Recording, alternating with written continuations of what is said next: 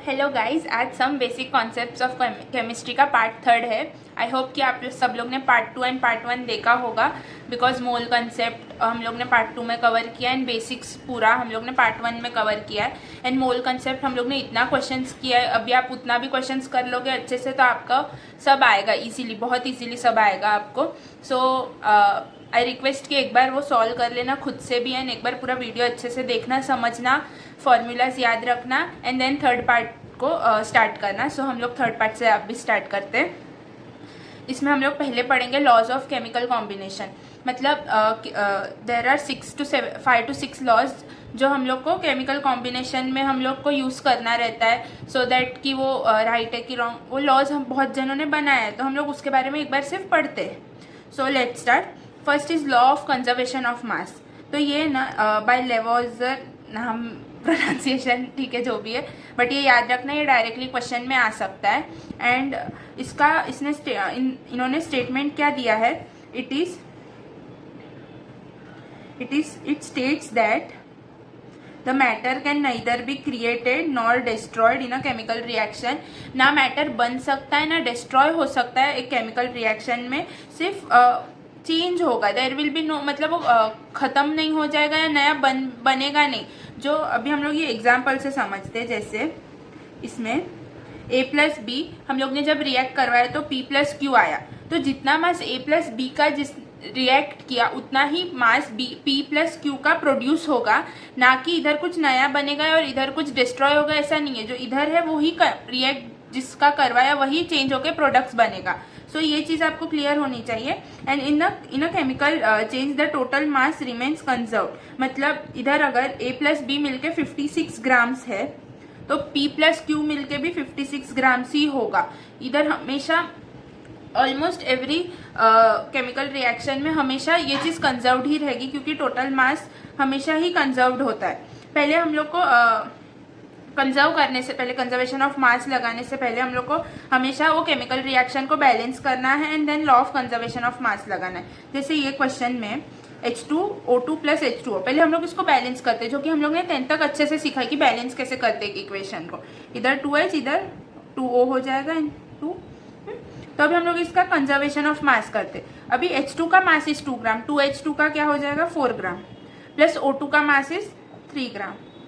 तो हमें आंसर आ जाएगा H2O का मास कितना हो जाएगा 7 ग्राम्स। समझा? इससे आपको ये चीज क्लियर हुआ रहेगा।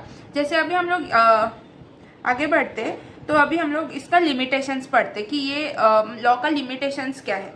तो ये न्यूक्लियर रिएक्शन के लिए वैलिड नहीं है, बिकॉज न्यूक्लियर रिएक्शन में प्रोटॉन और न्यूक्लियन चेंज होते, इलेक्ट्रॉन चेंज नहीं होते। वहां पे law of conservation of energy and mass दोनों लगेगा, तभी न्यूक्लियर रिएक्शन के लिए वैलिड होगा। वरना सिर्फ लॉ ऑफ कंजर्वेशन ऑफ मास से न्यूक्लियर रिएक्शन को हम लोग वैलिड प्रूव नहीं कर सकते ये वाले लॉ के लिए। सो ओके, अभी हम आगे बढ़ते हैं। Law of constant and definite proportion, ये बाय प्रोस्ट सर करके कोई थे, उन्होंने दिया था। पहले इसका हम लोग लॉ पढ़ते। A given compound always contains exactly the same proportion of elements by weight irrespective of their source और मेथड ऑफ प्रिपरेशन।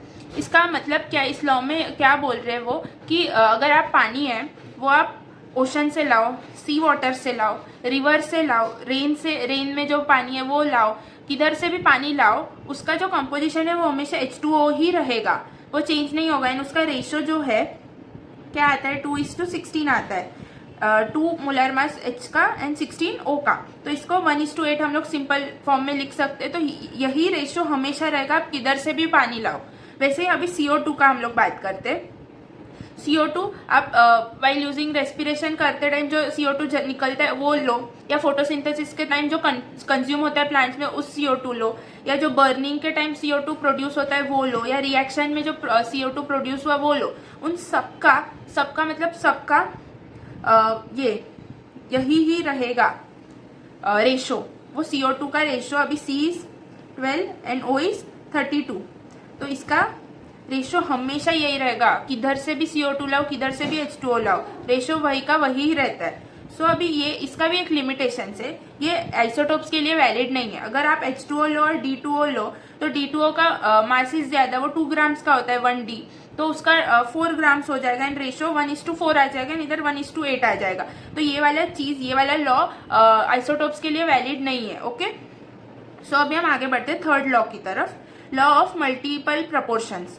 जब इसका पहले ये डेल्टन सर ने दिया था एंड इसका हम लोग ये पढ़ते law, when one element combines with the other element to form two or more different compounds, the mass of one element which combines with constant mass of the other bearing a simple whole number ratio to one another। ये बहुत अजीब line है, आपको समझने में मुश्किल होगा, हम लोग पहले एग्जाम्पल से ही समझते। अभी कार्बन प्लस ऑक्सीजन लिया तो when जब कार्बन को ऑक्सीजन के 1 मतलब 12:16 किया, 12 ग्राम ऑफ कार्बन को 16 ग्राम ऑफ ऑक्सीजन से कंबाइन किया तो एक सिंपल होल नंबर रेशियो आया जो कि है 3:4। वैसे ही जब कार्बन को 2 ऑक्सीजन से हम लोग ने कंबाइन किया तब 12:32 आया जिसका रेशियो आया 3:8। तो ये क्या बोल रहा है law, when one element combines with the other element to form 2 or more different compounds, the mass of one element which combines with constant mass of other bearing a simple whole number ratio to one another। मतलब जिसका मास हम लोग ने C का constant लिया है दोनों में, इसमें सिर्फ O का मास चेंज किया, तो जो भी हम लोग इसका रेशियो लाएंगे ना वो हमेशा सिंपल होल नंबर रेशियो ही रहेगा। ये याद रखना, हमेशा केमिस्ट्री में होल नंबर रेशियो ही रहेगा। वही ये लॉ बता रहा है कि मतलब एक एलिमेंट को हम लोग ने दूसरे एलिमेंट के 2-3 फॉर्म्स में हम लोग ने कंबाइन किया तो सबका जो रेशियो आएगा ना वो होल नंबर रेशियो ही रहेगा, कोई भी 1.8 1.9 ऐसा रेशियो नहीं आएगा। सो ये याद रखना। अभी हम चलते हैं फोर्थ।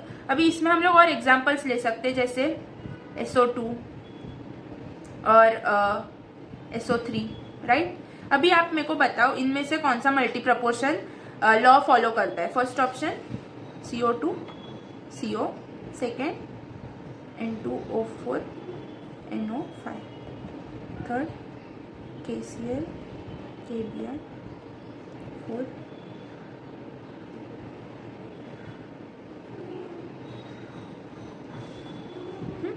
अभी आप इसमें से बताओ कौन सा law of multiple proportion follow नहीं करता।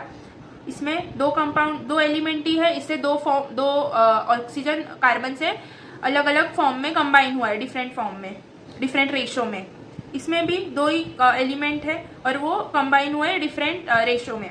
इधर KCl एंड KBr, इधर आप देखना कि Cl और Br ये दोनों अलग एलिमेंट है तो ये मल्टीपल प्रपोर्शन फॉलो नहीं करते क्योंकि ये एलिमेंट ही अलग है। हम लोग ने पढ़ा है कि when one element combines to other, तो दोनों के इसमें ही हम लोग को देखना है, मतलब वो एलिमेंट्स है वो CO2 CO होना चाहिए या सेम, दोनों एलिमेंट सेम ही होना चाहिए, तभी हम लोग मल्टीपल प्रपोर्शन वाला लॉ लगा सकते हैं। वरना KCl एंड KBr है तो इसमें 3 एलिमेंट्स हो जाएगा तो ये वाला नहीं लगेगा। एंड H2O एंड H2O2 ये लगेगा, फिर से ये भी करेक्ट है। इसमें ऑक्सीजन डिफरेंट रेशियो में इन लोग से कंबाइन हुआ है। ओके, अभी हम पढ़ते हैं law of reciprocal proportion by रिच्टर।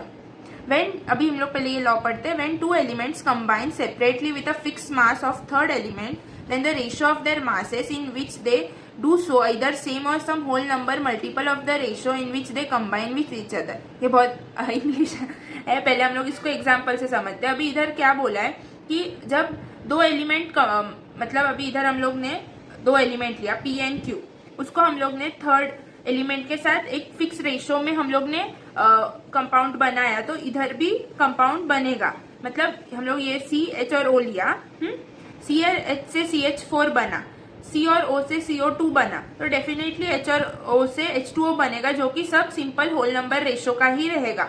सब में यही बात बताए कि जो भी कंपाउंड्स बनेगा ना इन तीनों से वो होल नंबर रेशियो में ही रहेगा। सो अभी आप जैसे एग्जांपल के लिए हम लोग ये देख सकते हैं, देखो SO2 CH2 CO2 NO2 NH3 H2O। सो आपको इधर ये क्लिक होना चाहिए कि इधर 3 एलिमेंट्स के उसमें रहेगा ना तो वो रेसिप्रोकल प्रपोर्शन आ जाएगा। बट अगर 2 एलिमेंट्स के ही उसमें जो कंपाउंड्स दिए रहेंगे ना वो मल्टीपल प्रपोर्शन में आ जाएगा। जैसे इसमें अभी इसमें आपने इधर देखा, इधर 3 एलिमेंट्स हो गया तो ये आंसर ही गलत हो जाएगा। सो आप ऐसे याद रखो, आपको लॉ प्रॉपरली याद नहीं रहता ना, तो ऐसे याद रखो कि रेसिप्रोकल प्रपोर्शन में 3 एलिमेंट्स होंगे एंड तीनों एक दूसरे से कुछ ना कुछ कंपाउंड बनाएंगे जो कि होल नंबर रेशो में बनेगा, ना कि डेसिमल में या फ्रैक्शन में बनेगा। वैसे मल्टीपल प्रपोर्शन में जो कंबाइन होंगे ना 2 एलिमेंट, दोनों सेम एलिमेंट दोनों कंपाउंड में कंबाइन होने चाहिए, वो भी सिंपल होल नंबर रेशो ही बनाएंगे। अभी हम आगे बढ़ते, Gay-Lussac's law of gaseous volume. इसमें क्या है, when gases combine or are produced in a chemical reaction, they do so in a simple whole number ratio by volume and provided all gas are at same temperature and pressure।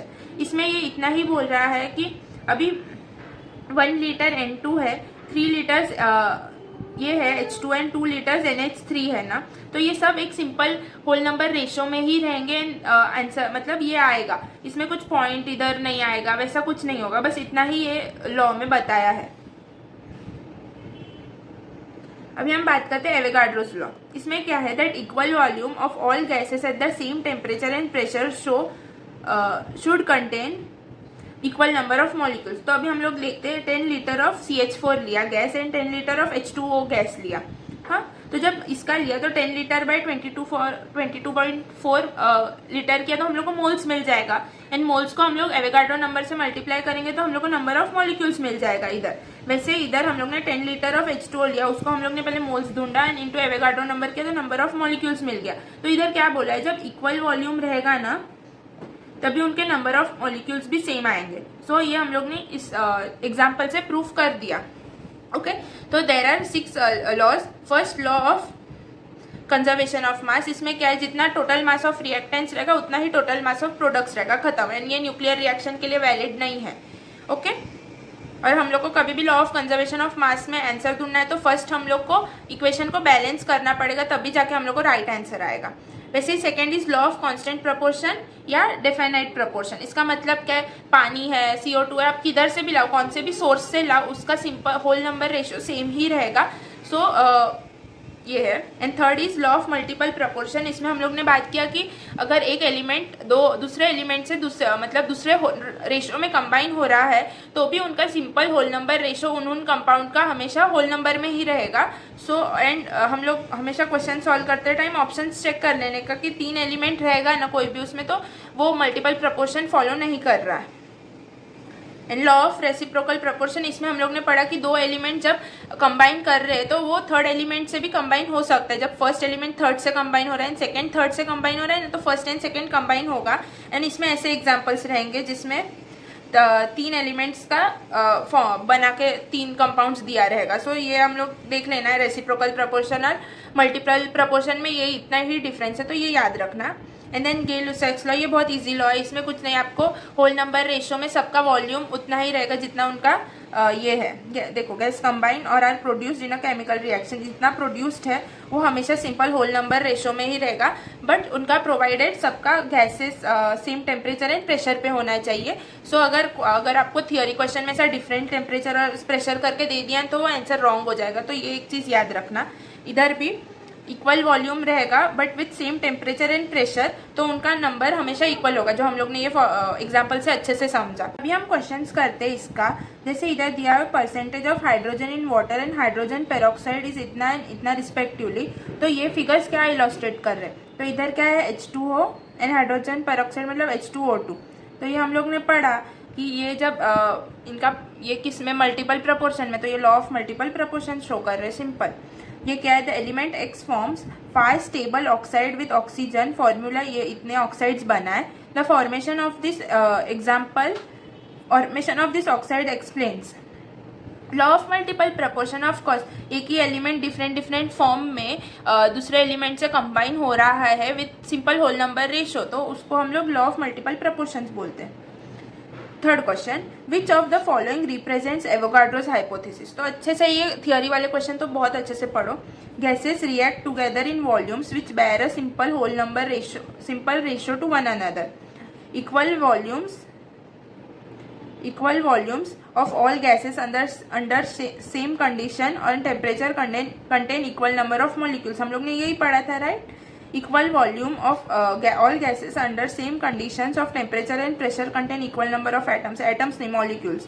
ये क्या है, the rates of diffusion of gases are ये दूसरा ही कुछ है, तो ये तो है ही नहीं। एंड दिस इज गे-लुसाक्स लॉ, तो ये भी नहीं है, तो सेकेंड ऑप्शन इसमें। The law of conservation of mass is valid for all of the following except, अभी पढ़ा हम लोग ने न्यूक्लियर रिएक्शंस, तो second. Equal volume of different gases at any definite temperature and pressure have equal molecules, Avogadro's hypothesis. Which of the following compound illustrate law of multiple proportions. Multiple proportions में हमेशा check करने दो ही elements है दोनों compound में, उससे ज्यादा नहीं है। तो अभी KOH CSOH, तो इसमें K CS एंड OH तीन एलिमेंट्स है, तो ये नहीं है, कैंसिल। H2O एंड D2O, हम लोग ने अब भी पढ़ा कि मल्टीपल प्रपोर्शन में दो ही एलिमेंट होना चाहिए, इधर hydrogen and deuterium and oxygen, तो ये भी नहीं आएगा। इसमें देखते KCl एंड KBr, इसमें भी Cl and Br and K तीन एलिमेंट्स आ गया, तो ये भी नहीं। इथेन एंड बेंजीन, इथेन कैसे लिखते हैं, C2H6 एंड बेंजीन C6H6, तो इसमें सिर्फ कार्बन एंड हाइड्रोजन है, इसमें भी कार्बन एंड हाइड्रोजन ही है, तो third is the correct answer. अभी हम आगे बढ़ते हैं। इसमें क्या है, carbon and oxygen combine to form two oxides, carbon monoxide and carbon dioxide, in which ratio of the weights of the carbon are respectively 12⁻16 and 12⁻32. These figures illustrate the law of multiple proportions CO and CO2. तो इसमें दो ही elements है, अलग अलग ratio के साथ combine हुआ है, सो ये law of multiple proportion show करता है। The volumes of hydrogen and oxygen when combined bear a simple ratio 2:1. This is explained by, अभी हम लोग ने पढ़ा जिसका volume simple whole number ratio में एक्सप्लेन करते हैं वो गे-लुसाक्स लॉ से हम लोग एक्सप्लेन करते हैं, तो fourth is the option.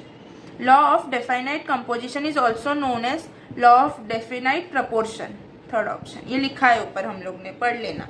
Which of the following laws of chemical combination is N2O, NO and N2O3, तो ये of course law of multiple proportion है, क्योंकि N और O डिफरेंट रेशियोज में एक दूसरे से कंबाइन हो रहे हैं, so law of multiple proportion. ये which of the following combination illustrates the law of reciprocal proportion. Reciprocal proportion में हमेशा एक चीज याद रखो, थ्री एलिमेंट्स होना चाहिए, ओके। इसमें देखो N और O सिर्फ दो ही है, तो ये तो नहीं है। NaCl, NaBr, NaI, तो ये भी नहीं है क्योंकि इसमें चार एलिमेंट्स आ गया। ये देखो CS2, CO2 एंड SO2, इसमें C एक है, S एक है, O एक है, तो ये करेक्ट है।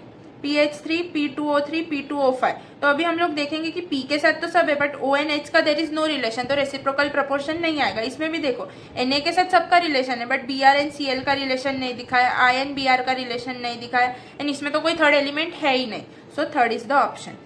अभी हम परसेंटेज कंपोजिशन का बारे में बात करते हैं। ये क्या है परसेंटेज कंपोजिशन, अभी हम लोग एक NaOH एग्जाम्पल से डायरेक्ट समझेंगे। पहले हम लोग निकालते हैं percentage composition of Na in NaOH, okay. तो हमेशा Na का मॉलिक्यूलर मास लिखो, कितना है 23, एंड NaOH का मॉलिक्यूलर मास इज 40 इंटू 100 कर दिया, तो हमको आ जाएगा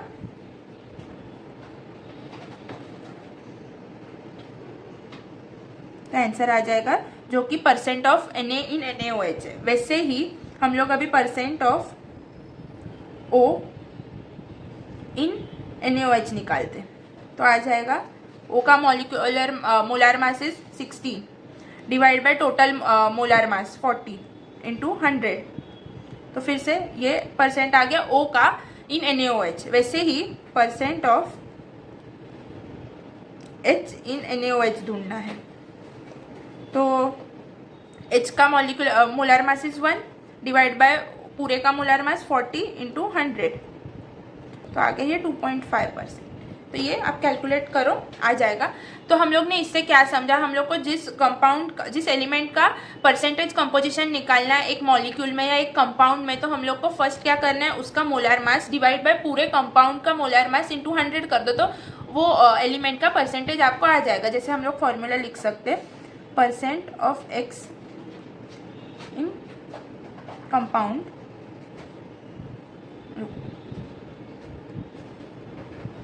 इन XO3। तो पहले X का molar mass divide by XO3 का मोलार मास इंटू 100 कर दो, तो आपको percentage of X in XO3 मिल जाएगा। अभी हम लोग क्वेश्चन से समझते तो और समझेगा। अभी हम लोग क्वेश्चन के बारे में बात करते हैं, the percentage of calcium in calcium carbonate. तो percent of calcium in calcium carbonate. तो फर्स्ट तो कैल्शियम का मोलर मास कितना है 40, डिवाइड बाय पूरे का मोलर मास कितना होगा 40 + 12 + 48, तो आ जाएगा 100 इंटू 100 करना है तो आ जाएगा 40%। तो CaCO3 में कैल्शियम का परसेंटेज कंपोजिशन इज 40%।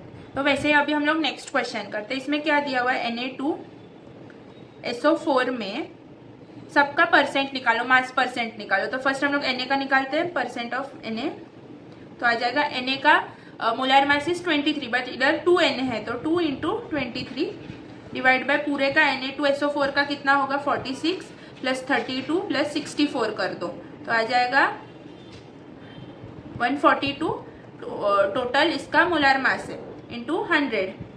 तो इसको हम लोग पहले ये करेंगे 71 आ जाएगा एंड देन ये सॉल्व करेंगे तो आ जाएगा 32.5%। ओके, वैसे ही हम लोग S का मास निकाल सकते हैं। O का मास, O के लिए 4 × 16/142 × 100 करना पड़ेगा।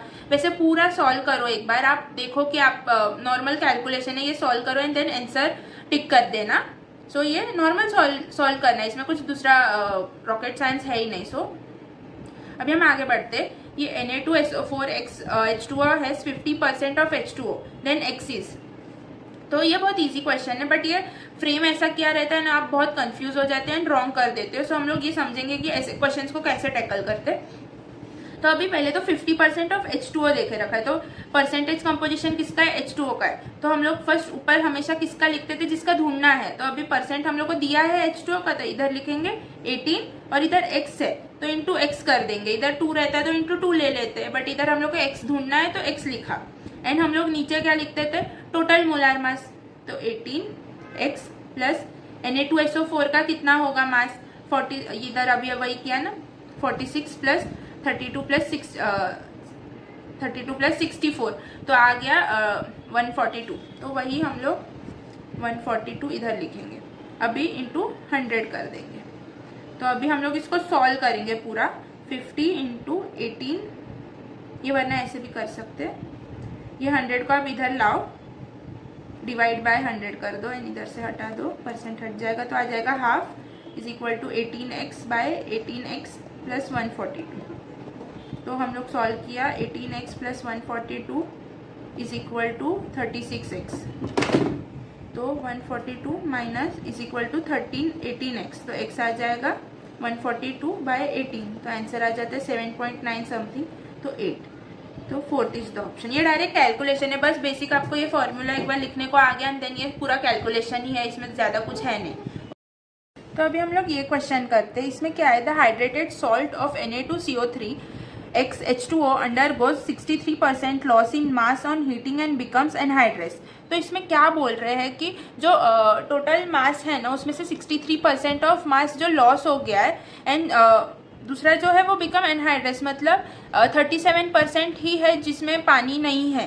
सो 37% इज इक्वल टू, इसमें हम लोग को वाटर का कंपोजिशन नहीं देके परसेंटेज नहीं देके रखा। हम लोग 37% किसका ले रहे हैं, जिसका लॉस नहीं हुआ है, जो मास है, जो वाटर है ना, ये 63% जो लॉस हुआ है वो वाटर है, बिकॉज इधर दिया एंड बिकम्स अनहाइड्रस, मतलब ये जो कंपाउंड है ना वो अनहाइड्रस बन गया, मतलब उसका 63% मास ऑफ वाटर निकल गया, इसके वजह से वो अनहाइड्रस बन गया। तो हम लोग इधर लेंगे 37% एंड 37% इसका परसेंटेज कंपोजिशन है सिर्फ Na2CO3 का। तो Na2CO3 का मोलर मास इज 106 एंड हम लोग टोटल मोलर मास कैसे लिखते हैं 18, इधर x इंटू एक्स लेना पड़ेगा बिकॉज कितना मॉलिक्यूल्स है वो हम लोग को ढूंढना है, प्लस 106।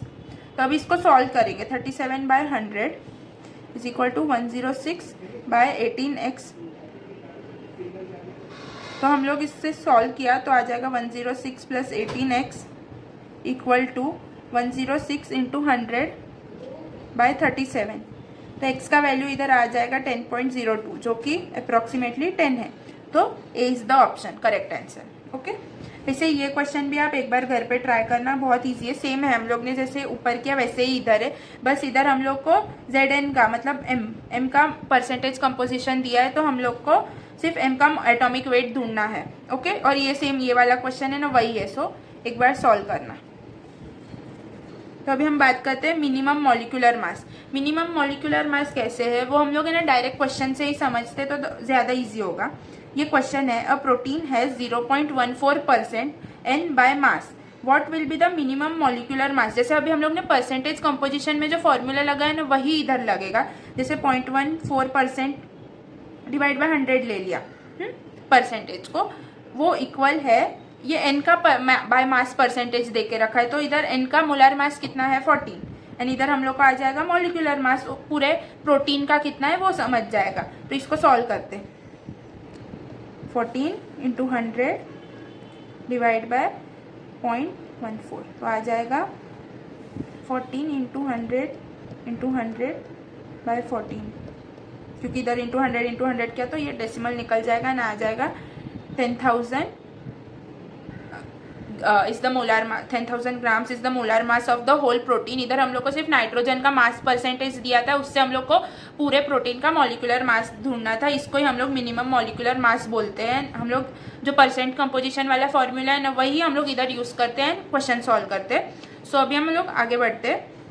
ये और एक क्वेश्चन है, a compound contains 8% sulfur, the minimum molecular weight of the compound is, okay तो अभी 8% सल्फर, तो 8/100 लिख दिया, इक्वल टू सल्फर का मॉलिक्यूलर मास कितना है 32 डिवाइड बाय पूरे का मॉलिक्यूलर मास कंपाउंड का, तो हम लोग को मॉलिक्यूलर वेट मिल जाएगा। वही परसेंटेज कंपोजिशन वाला ही फॉर्मूला है, बस इसको मिनिमम मॉलिक्यूलर मास का टॉपिक का नाम है बस। 32 × 100 डिवाइड बाय 8, तो 400 आ जाएगा। तो मॉलिक्यूलर मास कितना है इस कंपाउंड का 400, फोर्थ इज द ऑप्शन। वैसे इधर a compound has haemoglobin like structure, it has 1 Fe, it contains 4.6% of Fe, determine its molecular mass. तो 4.6%, 4.6/100 इक्वल टू Fe का मॉलिक्यूलर मास मोलर मास कितना है 56, एंड टोटल का हम लोग को ढूंढना है। वही है सब क्वेश्चन में, इधर परसेंट ऑफ Fe दिया है, ऊपर परसेंट ऑफ सल्फर दिया है, उसके ऊपर परसेंट ऑफ नाइट्रोजन दिया है, एंड फुल कंपाउंड का एटॉमिक मास मॉलिक्यूलर वेट पूछा है या मॉलिक्यूलर मास पूछा है बस। तो अभी इसका मॉलिक्यूलर मास ढूंढते, 56 × 100 डिवाइड बाय 4.6, इसको सॉल्व करेंगे तो इसका मॉलिक्यूलर मास आ जाएगा ग्राम्स में। So it's easy. ये और क्वेश्चन है, ये बहुत अच्छा है, ये एक बार पढ़ते। A compound contains 0.5% of S, तो 0.5/100 equal to if the number of S atom present पर मॉलिक्यूल इज 2, मतलब ये परसेंटेज किसका है सल्फर का ही है, एंड उसका एटम्स कितना है पर मॉलिक्यूल में 2, तो 2 × सल्फर का मोलर मास क्या हो जाएगा 32। Then the molecular mass of the compound is, then molecular mass क्या है कंपाउंड का वो ढूंढना है। ये परसेंटेज कंपोजिशन वाला ही फॉर्मूला है, बस इधर 2 × 32 किया क्योंकि एक मॉलिक्यूल में 2 एटम्स है इसके वजह से। सो मॉलिक्यूलर वेट आ जाएगा 2 × 32 × 100 बाय 0.5, जिसको हम लोग ऐसे भी लिख सकते हैं 2 × 2 × 32 × 100, तो आ जाएगा 4 × 32 × 100, तो क्या आ जाएगा 8,128,00।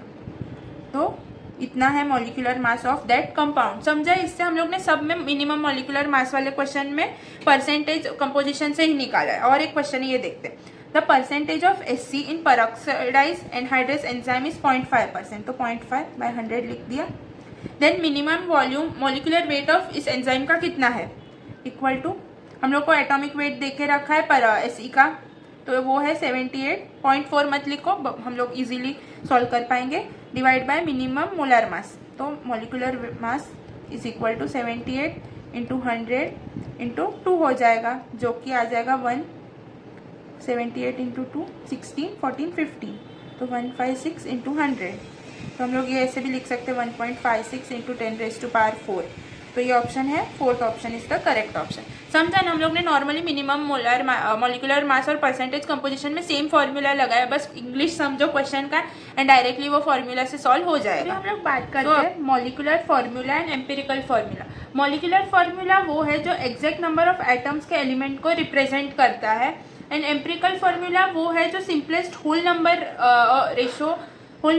Ratio of atoms of elements को रिप्रेजेंट करता है। ये हम लोग एग्जांपल से समझते हैं। जैसे ये फर्स्ट एग्जांपल देखो, ये हम लोग ने मॉलिक्यूलर फॉर्मूला लिखा C6H12O6, हाँ, ग्लूकोज का, एंड देन उसको एम्पिरिकल फॉर्मूला में हम लोग इसमें कितना डिवाइड करेंगे तो सबसे लोएस्ट नंबर आ सकता है। अभी 6 है एंड 12 इज ऑल्सो 6 का मल्टीपल, तो डिवाइड बाय 6 कर दिया तो हमें CH2O मिल गया। ये सबसे सिंपलेस्ट फॉर्म है, इसका सबसे सिंपलेस्ट फॉर्म यही लिख सकते हैं ना। तो ये हो गया एम्पिरिकल फॉर्मूला, जो कि सिंपलेस्ट होल नंबर रेशियो रहेगा, उसको हम लोग एम्पिरिकल फॉर्मूला बोलते हैं। वैसे ही और एक एग्जांपल लेते हैं, C2H6, इसको अभी हम लोग 2 and 6 का मल्टीपल क्या है, 2 ही है, 2 को हम लोग 6 का भी मल्टीपल है, तो दोनों को डिवाइड बाय 2 कर दिया तो हम लोग का आंसर आ गया CH3। तो CH3 is the simplest whole number ratio of C2H6, तो उसको एम्पिरिकल फॉर्मूला बोलते हैं। जो proper exact number of atoms में लिखा रहेगा कंपाउंड, उसको मॉलिक्यूलर फॉर्मूला बोलते हैं। अभी यही हम लोग एक फॉर्मूला के टर्म्स में डिफाइन करते हैं, जैसे इधर molecular formula by empirical formula N, तो इधर हम लोग C6H12O6 लिया एंड इधर हम लोग ने CH2O लिया, तो हम लोग ने इसको कितने से मल्टीप्लाई किया तब ये आया 6 से, राइट। तो अभी हम लोग जब इसको ये इससे डिवाइड करेंगे तो हम लोग को 6 आ जाएगा, जो कि मल्टीप्लिकेशन फैक्टर है, जो कि हम लोग को molecular formula mass by empirical formula mass करने पे आएगा, वो नंबर है मल्टीप्लिकेशन फैक्टर, जो हम लोग इससे भी ये एग्जाम्पल से समझते हैं। जैसे C2H6 डिवाइड बाय CH3, तो इसको इतना लाने के लिए कितने से मल्टीप्लाई करना पड़ेगा, इंटू 2 से। C2 एंड H3 को इंटू 2 किया तो C2H6 आ जाएगा। तो जब इसको हम लोग इससे डिवाइड करेंगे तो आंसर क्या आ जाएगा 2। तो 2 is the multiplication factor of ये वाले टर्म का। तो हम लोग इससे ना अभी क्वेश्चन से समझते हैं। जैसे ये क्वेश्चन है, the empirical formula and molecular formula of a compound are, empirical formula is ये है एंड मॉलिक्यूलर मास दे के रखा है जो है 180 ग्राम्स। तो पूछा है कि मॉलिक्यूलर फॉर्मूला क्या होगा, तो हम लोग पहले फॉर्मूला लिखते क्या है, N is equal to molecular formula by empirical formula, correct. अभी मॉलिक्यूलर फॉर्मूला हम लोग को ढूंढना है, एम्पिरिकल फॉर्मूला क्या दे के रखा है हम लोग को CH2O। अभी हम लोग ने इधर ये भी पढ़ा कि हम लोग इधर मॉलिक्यूलर फॉर्मूला मास भी लिख सकते हैं, एम्पिरिकल फॉर्मूला मास भी लिख सकते हैं। तो अभी हम लोग को एम्पिरिकल मॉलिक्यूलर फॉर्मूला मास पता है 180 है। अभी हम लोग इससे एम्पिरिकल फॉर्मूला मास निकाल सकते हैं, 12 + 2 + 16, तो आ जाएगा 40।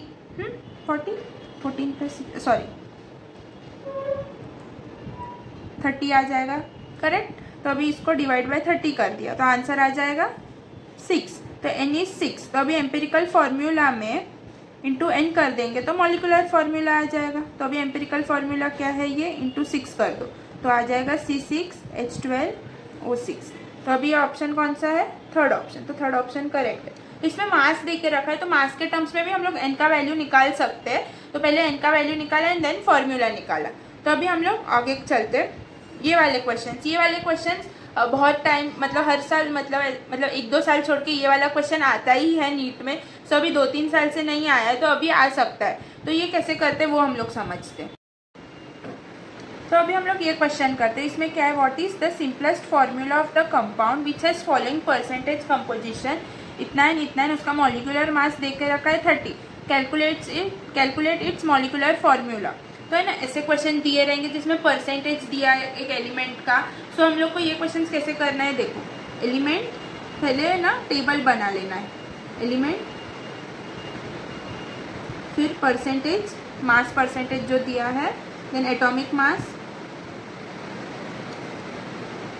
इक्वल टू फिर नंबर ऑफ मोल्स, फिर simple ratio, then simplest whole number ratio.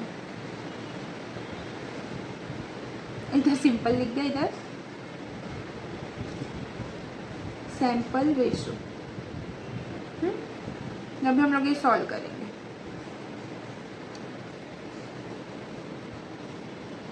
Element क्या है, C एंड H, इनका परसेंटेज क्या देके रखा है 80 एंड 20। इन C का atomic mass is 12 and H का इज 1। अभी हम लोग नंबर ऑफ मोल्स कैसे ढूंढेंगे, 80/12 करके, मतलब जितना ग्राम 100 में प्रेजेंट है डिवाइड बाय उसका एटॉमिक मास, इधर भी 20/1 करके, तो आ जाएगा इधर 12 6.6, इधर 20 ही आएगा। फिर जो सबसे छोटा रहेगा ना इसमें से 6.6 और 20 में 6.6 सबसे छोटा है, तो हम लोग 6.6 डिवाइड बाय 6.6 करेंगे एंड 20 को भी 6.6 से डिवाइड करेंगे और इधर आ जाएगा 1 एंड इधर ऑलमोस्ट आ जाएगा 3 पॉइंट समथिंग आएगा, लाइक 3 पॉइंट समथिंग आ जाएगा।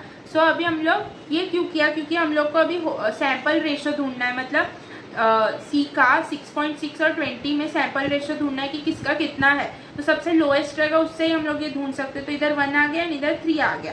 तो अभी इसका सिंपलेस्ट होल नंबर रेशो क्या आ जाएगा, सी का 1 एंड एच का 3। तो इससे हम लोग का फॉर्मूला क्या बन गया, CH3, जो कि है एम्पेरिकल फार्मूला। इससे हम लोग को एम्पेरिकल फार्मूला मिलेगा एंड हम लोग को अभी मॉलिक्यूलर फार्मूला पूछा है। तो अब लोग को मॉलिक्यूलर मास दे के रखा है, हम लोग ने ऊपर वाला क्वेश्चन कैसे किया वैसे ही करना है। n is equal to molecular mass कितना है 30 एंड इसका कितना आएगा 12 प्लस 3 15 आ जाएगा। तो 15, तो n आ गया 2। तो अभी एम्पेरिकल फार्मूला इंटू 2 कर दिया तो मॉलिक्यूलर फार्मूला आ जाएगा, जो कि CH3 इंटू 2 किया तो आ जाएगा C2H6। तो ये आपका मॉलिक्यूलर फार्मूला है। ओके, तो पहले ये कैसे करना है ना समझ लो। ये पहले आपको नंबर ऑफ मोल्स निकालना है, देन उसका मोल रेशो निकालना है, मतलब जो सबसे लोएस्ट है ना उसके रिलेट में रेशो निकालना है सबका। जैसे इधर सब 6.6 और 20 में सबसे लोएस्ट के 6.6, तो उसके इस 2 में हम लोग को रेशो निकालना है कि कितना प्रेजेंट है। ओके, एंड देन हम लोग उसको सिंपलेस्ट होल नंबर रेशो में, अगर इधर डेसिमल में आएगा तो उसको सिंपल नंबर में होल नंबर रेशो में लिख के एंड देन उसका एम्पेरिकल फार्मूला जो भी पूछा है वो हम लोग उससे निकाल सकते हैं। इससे क्या आ जाएगा, हम लोग को एम्पेरिकल फार्मूला का ये आ जाएगा, फार्मूला आ जाएगा एंड देन उससे हम लोग दूसरा सब चीज निकाल सकते हैं। अभी और एक क्वेश्चन करते हैं, ये वाला। ये क्या है, an organic compound contain 78% carbon and remaining percentage of hydrogen. The right option for empirical formula of this compound is. तो ये भी वैसे ही सॉल्व करते हैं जैसे ऊपर वाला किया। तो पहले एलिमेंट, फिर परसेंटेज, नंबर ऑफ मोल। अभी हर उसमें ना एक एक स्टेप कम करते जाओ ताकि आपको इजी हो। अभी मोल रेशो, तो एलिमेंट क्या है CNH, परसेंट कितना है 78 और जो नहीं है वो 22। तो नंबर ऑफ मोल कितना हो जाएगा, 78/12 किया तो 6.5 एंड इधर 22/1 किया तो 22। अभी हम लोग ने ऊपर ही पढ़ा कि जिसका सबसे लोएस्ट रहेगा ना वो ही मोल रेशो उसके रेस 2 में लेंगे। तो अभी 6.5/6.5 किया तो 1 आ जाएगा एंड 22/6.5 किया तो ऑलमोस्ट 3.38 आएगा, जो कि हम लोग इज इक्वल टू 3 ले लेंगे। तो आ गया CH3 एम्पेरिकल फार्मूला आ गया। और इधर हम लोग को सिर्फ क्वेश्चन में एम्पेरिकल फार्मूला ही पूछा है, तो fourth option is the correct. अभी ये दोनों क्वेश्चन सेम ही है, वैसे ही करना है, पूरा टेबल बना के एंड सॉल्व करना है। सो आई होप कि ये इजी है, तो इजीली आप घर पे कर सकते हो। तो एक बार ट्राई करना। एंड अगर इस क्वेश्चन में देखो, जैसे 38% कार्बन दिया है, 9.6% हाइड्रोजन दिया है एंड ऑक्सीजन भी है उस कंपाउंड में, ऊपर बोला है। तो जो बचा हुआ पोर्शन पार्ट रहेगा ना परसेंटेज, वो ऑक्सीजन का रहेगा। ये आप नहीं दिया रहेगा तो आप कैसे ढूंढ लेना, मतलब 38 + 9 कर देना एंड वो 100 से माइनस कर देना तो ऑक्सीजन का परसेंटेज आ जाएगा। एंड ये वाला चीज एक क्लियर रखो कि किससे हम लोग को ये मोल रेशो में डिवाइड करना है। जो सबसे लोएस्ट आएगा ना, जिसका मोल सबसे लोएस्ट है, उसको हम लोग डिवाइड करेंगे ताकि हम लोग को पता चले कि कितना कार्बन कितना हाइड्रोजन सब प्रेजेंट है। ओके, एंड आप ये याद रख लो कि ये सम्स ऐसे ही करना है और ऐसे ही करना, दूसरा कोई मेथड है नहीं। ये थोड़ा लेंदी है बट यही मेथड है इसका। सो ऐसे याद रख लो कि क्या क्या चीज निकालना है कैसे आएगा। ओके, कंसेप्ट समझ low molecular formula, empirical formula का, एंड उसका एक फार्मूला है वो याद रख लो। बट ये इसका परसेंटेजेस में दिया रहेगा तो सिंपल होल नंबर रेशो कैसे निकालना है वो याद ही रखना पड़ेगा, उसका पूरा कैसे फॉर्मूला है, कैसे सॉल्व करना है। ओके, एंड अभी हम लोग बढ़ते वेपर डेंसिटी। वेपर डेंसिटी क्या है, it is the ratio of density of gas at same temperature and same pressure to density of H2 gas at same temperature and pressure. ये इससे समझते हैं, vapour density is equal to density of gas, जो भी gas है उसका same temperature and pressure पे divide by सबसे लोएस्ट जो है ना, लोएस्ट डेंसिटी गैस, उसका सेम टेम्परेचर बाय प्रेशर पे लिया तो वेपर डेंसिटी क्या आएगा। तो अभी सबसे लोएस्ट जो गैस है वो हाइड्रोजन है, जिसका मास इज 1। सो हम लोग हाइड्रोजन को लेंगे इधर। एंड वेपर डेंसिटी का मतलब है कि जो गैस है उसके हाइड्रोजन के रिलेटिव टर्म्स में उसका ये वेपर डेंसिटी, उसका डेंसिटी कितना ज्यादा है वो आता है, उसका मतलब इज वेपर डेंसिटी। सो अभी हम लोग ये D is equal to P, हम लोग पहले D density of gas at same temperature by pressure divide by density of hydrogen at same temperature and pressure है, इसको वेपर डेंसिटी बोलते हैं। तो अभी हम लोग इसको और इसे डिराइव करते हैं, हम लोग का जो फॉर्मूला चाहिए। तो D is equal to PM/RT, ये हम लोग स्टेट्स ऑफ मैटर में पहले पढ़ते थे, बट अभी वो चैप्टर हटाया है, तो हम लोग थर्मोडायनेमिक्स से पहले ये गैस इक्वेशन वाले सब चीजें क्लियर कर लेंगे। अभी के लिए ये फॉर्मूला जस्ट देख, याद भी मत रखो, अभी के लिए सब देखो हम लोग ने इससे ये रिलेशन लाया है। ओके, जैसे PV is equal to NRT होता है, ऐसे जब PV is equal to mass by molar mass आ गया इंटू RT एंड वॉल्यूम को हम लोग इधर लेके गए तो molar mass mass by volume density हो गया, तो P is equal to density by MRT ऐसे आ गया। ओके, ये हम लोग और डिटेल में थर्मोडायनेमिक्स से पहले पढ़ेंगे। And then vapour density is equal to P और molar mass of gas divide by RT, P and molar mass of H2 divide by RT। And इधर क्या है, सेम टेम्परेचर एंड प्रेशर, तो ये कट हो जाएगा सब, तो लास्ट में बचेगा क्या, vapour density is equal to molecular mass of that gas divide by molar mass of the hydrogen. तो हाइड्रोजन का मोलर मास तो पता है 2, तो डायरेक्टली 2, बट है ना ये फॉर्मूला याद रखो कि नीचे है ना जो लोएस्ट एलिमेंट है उसका मोलर मास लेना है, बिकॉज अभी आपको है ना वहाँ पे चेंज करके दे देंगे कि अभी आपको वेपर डेंसिटी निकालना है, but in terms of oxygen, oxygen के टर्म्स में निकालना है। मतलब हम लोग को अभी जो इधर लोएस्ट H2 लिया है ना, उसको हम लोग को चेंज करके O2 कर देना है। वो कंडीशंस देंगे क्वेश्चन में, बट नॉर्मली जो लाइटेस्ट एलिमेंट रहता है ना वही रहता है, उसका ही मतलब वेपर डेंसिटी है, बट कंडीशंस चेंज करके आपको दे सकते हैं सॉल्व करने के लिए। तो ये चीज याद रखना कि हम लोग को जो हाइड्रोजन मतलब लाइटेस्ट एलिमेंट के टर्म्स में उसका डेंसिटी निकालना है, उसको वेपर डेंसिटी बोलते हैं। सो ये उसका फॉर्मूला है, vapour density is equal to molecular gas by 2, and कुछ नहीं दिया तो यही फॉर्मूला, यही करेक्ट है, बट कंडीशंस देके चेंज कर सकते हैं। सो या क्वेश्चन अच्छे से पढ़। अभी हम लोग वेपर डेंसिटी पे क्वेश्चन सॉल्व करते हैं। The molecular formula of a gas with vapour density 15 and empirical formula is CH3 is, तो हम लोग को क्या देके रखा है, पहले तो वेपर डेंसिटी देके रखा है 15, एंड वेपर डेंसिटी का ये क्या है, molecular mass of gas divide bye 2, तो मॉलिक्यूलर फॉर्मूला क्या आ गया, 30 आ गया, एंड एम्पिरिकल फॉर्मूला CH3 देके रखा है, तो इसका मास इज 15, तो हम लोग इससे n का वैल्यू निकाल सकते हैं 30/15, तो आ जाएगा 2। तो हम लोग अभी मॉलिक्यूलर फॉर्मूला निकाल सकते हैं बाय EF इंटू n करके, तो CH3 इंटू 2 किया तो आ जाएगा C2H6, तो आंसर आ गया C2H6। Okay, clear. हम लोग ने इससे मॉलिक्यूलर ऑफ गैस निकाला जब वेपर डेंसिटी, ये डायरेक्ट फॉर्मूला है, इसमें फॉर्मूला बेस्ड क्वेश्चन ही आएगा, सो ज्यादा इसमें लोड लेने का जरूरत नहीं है। अभी हम लोग नेक्स्ट क्वेश्चन देखते हैं। The vapour density of a gas is 8, then the volume occupied by 24 gram of the gas at STP is, तो पहले तो हम लोग वेपर डेंसिटी 8 है, तो इससे पहले तो मॉलिक्यूलर मास ढूंढ लेते हैं गैस का कितना है, एंड वेपर डेंसिटी हमेशा गैस के लिए ही लगेगा। हाँ, ये ध्यान रखना, आपको इधर भी वेपर दिया इसके वजह से, अभी इधर लिक्विड दिया रहेगा, वाटर डायरेक्टली दिया रहेगा, तो उसके लिए वेपर डेंसिटी नहीं लगता, वो सिर्फ गैस के लिए ही लगता है। तो vapour density is equal to molecular weight by 2, तो 8 इंटू 2 आ जाएगा, जो आ जाएगा 16। ओके, अभी हम लोग को इससे पूछा है वॉल्यूम ऑक्यूपाइड, तो पहले तो वॉल्यूम ऑक्यूपाइड के लिए और इधर मास के टर्म्स में दिया है, तो पहले मोल्स ढूंढते, moles is equal to given mass by molar mass 16 आया, तो आ जाएगा 8 3 जा 8 2 जा, okay, 3/2 is equal to 1.5 moles आ गया। अभी हम लोग मोल्स के हेल्प से वॉल्यूम ढूंढ सकते हैं, 1.5 इज इक्वल टू वॉल्यूम जो ढूंढना है बाय मोलर वॉल्यूम इज 22.4, तो V का वैल्यू आ जाएगा 22.4 इंटू 1.5, तो अभी 22.4 इंटू 3/2 लिख दो, 11.2 इंटू 3 जो आएगा 33.6 लीटर्स। ओके, तो ये है volume occupied by 24 gram of gas at STP, इतना समझा ना हम लोग ने। वेपर डेंसिटी से मॉलिक्यूलर मास निकाला, मोलर मास निकाला, मोलर मास से मोल्स निकाला, एंड देन मोल्स से वॉल्यूम ढूंढा with the help of molar volume. तो ये आपको कनेक्शन समझना चाहिए कि सब में वही 3-4 चीजें हैं जो फॉर्मूला में आ रही है, अगर इसमें ये नहीं दिया तो ये ढूंढ के उस फॉर्मूला में डाल के निकाल लेना है जो ढूंढना है वो। सो ये बहुत इजी है, बस फॉर्मूलाज याद रखो, एक फॉर्मूला शीट बनाओ, जितने फॉर्मूलाज अभी तक हम लोग ने 3 पार्ट में सीखा है, एंड आगे अभी स्टाइकोमेट्री आएगा जिसमें हम लोग को मोल्स निकालना है, वही मोल्स निकाल के हम लोग को आंसर लाना है। उसमें थोड़ा लॉजिकल वर्क होगा, ना कि डायरेक्टली फॉर्मूला वर्क होगा। सो हम लोग ये कल ही पार्ट ये अपलोड हो जाएगा स्टाइकोमेट्री वाला, एंड उसमें लिमिटिंग रिएजेंट्स लेंगे and concentration term, and the chapter will over. और क्वेश्चंस तो हम लोग साथ में इतना सारा किया, हम लोग ने ऑलमोस्ट 50-60 क्वेश्चंस तो कर ही लिया है अभी तक, मोल कंसेप्ट आज का मिला के उससे ज्यादा हो गया है। सो एक बार अच्छे से ये क्वेश्चन सॉल्व करो एंड आपका अच्छे से हो जाएगा। बस फॉलो करते जाओ अच्छे से। ऐसा नहीं आज देखा अभी थोड़े दिन बाद जब टेस्ट रहेगा उसके एक दिन पहले देखेंगे, वैसा मत करो।